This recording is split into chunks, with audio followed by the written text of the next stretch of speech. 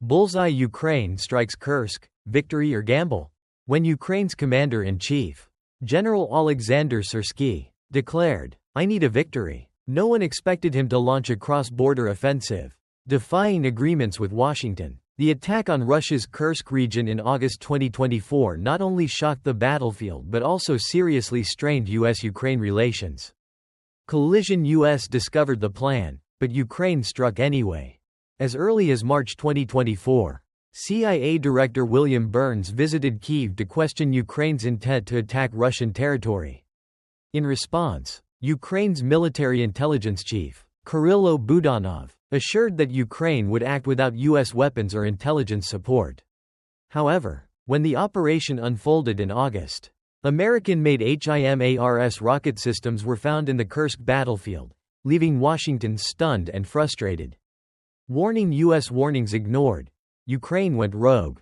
Under prior agreements, Ukraine was only allowed to use Western weapons to defend Kharkiv. Yet, Kyiv secretly deployed American tanks and armored vehicles into Kursk. When General Syrsky ordered the attack, the U.S. was caught off guard, forced to deal with the consequences of Ukraine's unilateral decision. Bomb: initial success in Kursk, but Russia struck back. Ukraine's surprise assault initially secured over 1,000 square kilometers of Russian territory.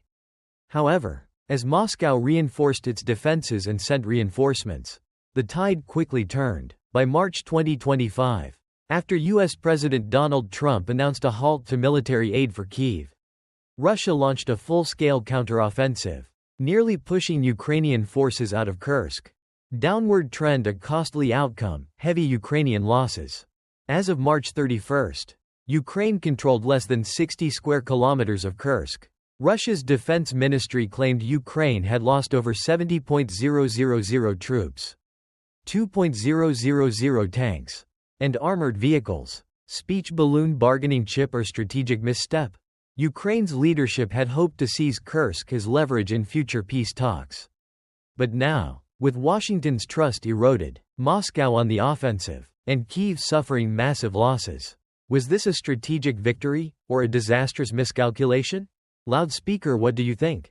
Was the Kursk offensive a bold move or a fatal mistake for Ukraine?